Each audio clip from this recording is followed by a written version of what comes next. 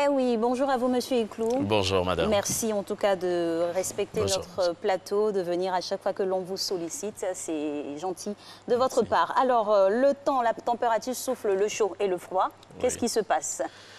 Ce qu'on peut dire, c'est que c'est la période pendant laquelle nous avons la phase transitoire. Donc, actuellement, nous avons ces hautes températures suite au rayonnement solaire. Et lorsque vous prenez la position de la Côte d'Ivoire, la Terre, dans son mouvement, va permettre qu'au niveau de la Côte d'Ivoire, on recevra un rayonnement qui sera direct. Donc, ce rayonnement direct nous donnera des températures beaucoup plus élevées. Mais ce n'est pas ce seul phénomène qui peut être à la base de ces fortes chaleurs que nous connaissons. Il peut y avoir aussi, comme ce qu'on a actuellement, des vents secs en altitude. Donc, on a de l'air sec qui est en train de venir progressivement sur la Côte d'Ivoire. Donc, cet air sec, c'est de l'air saharien. Donc, cet air saharien est beaucoup chaud et ce qui peut nous donner des fortes chaleurs comme ce qu'on peut vivre présentement au niveau de la Côte d'Ivoire. Alors, on a si bien dit, hein, on souffle le chaud et le froid, on a parlé tantôt de chaleur, mais il pleut actuellement alors que nous sommes en décembre. Oui. Ce qu'on peut dire, au niveau du littoral, nous avons ce conflit permanent entre les vents de la mousson et les vents de l'harmattan. Donc, il pleut présentement parce que nous avons encore de l'humidité sur la Côte d'Ivoire. Donc, cette humidité borde le rivage, les régions du rivage océanique, ce qui fait que nous avons ces phénomènes de convection. Donc, la vapeur d'eau va se condenser et nous donner des nuages qui vont entraîner les précipitations, les gouttelettes d'eau, comme ce que nous avons pu avoir ces derniers temps. Donc, on n'a pas eu il n'y a pas encore cette rupture nette entre la petite saison des pluies que nous connaissons et la grande saison sèche qui doit débuter. Mais nous sommes dans la phase transitoire, c'est-à-dire l'harmattan est progressivement en train d'arriver. On pourrait même parler de bouleversement climatique, comme ce qu'on a pu constater. Là, c'est un duo de phénomènes. Voilà, comme ce qu'on a pu constater. Si vous avez même remarqué, les pays européens ont connu des vagues de chaleur extrêmement importantes. Donc, ces vagues de chaleur ont été provoquées par de l'air au niveau du Sahara qui est remonté sur ces régions-là. Donc, cet air aussi, cette masse d'air a tendance aussi à se déplacer vers nos régions. Ce qui fait que dans les jours à venir, on aura ces vents secs-là qui seront sur nous et des pics aussi de température qui vont affecter la Côte d'Ivoire. Donc, l'harmattan, concrètement, ça commence quand? Et voilà, ça va commencer quand? Ce qu'on peut dire, c'est que les vents d'harmattan ont déjà commencé au nord de la Côte d'Ivoire. Donc, ces vents sont en train de descendre progressivement sur les régions du sud. Ces balancements peuvent avoir des amplitudes d'1 ou 2 semaines.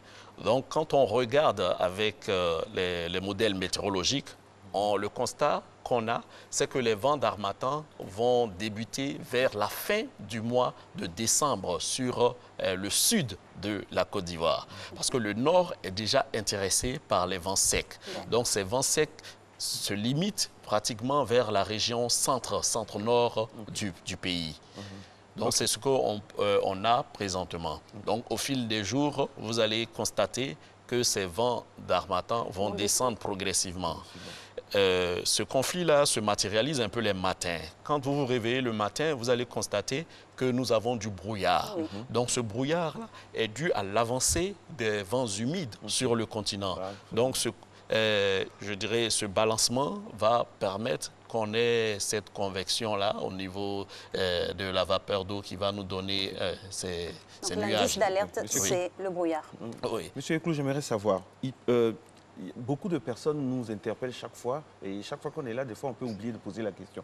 Pourquoi, dans un même environnement, il peut pleuvoir sur la partie sud, par exemple, il pleut sur la maison de la télé, alors qu'à la Cité des Arts, juste à côté, ou au carrefour de la vie, il ne pleut pas? Comment vous expliquez ça scientifiquement, météorologiquement, techniquement? Dites-nous tout.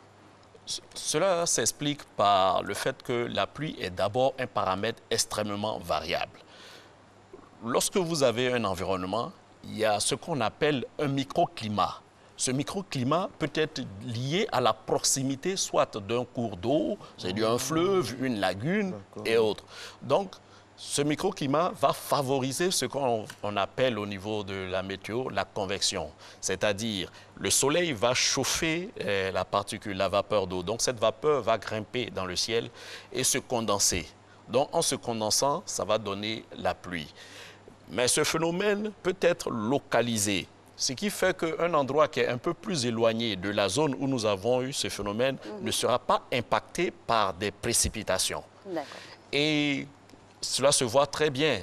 Lorsque vous prenez, par exemple, la ville d'Abidjan, vous allez constater que des fois, nous avons des phénomènes beaucoup plus au nord d'Abidjan. Ça veut dire les communes telles que Abobo, Yopougon vont recevoir de la pluie, alors que Port-Boué, Koumassi et autres n'ont pas de précipitations.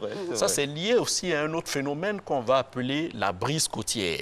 C'est-à-dire cette brise va permettre, avec le réchauffement différentiel, c'est-à-dire le soleil qui va chauffer la terre et l'océan en même temps, les températures à ces deux niveaux ne vont pas se lever de la même façon.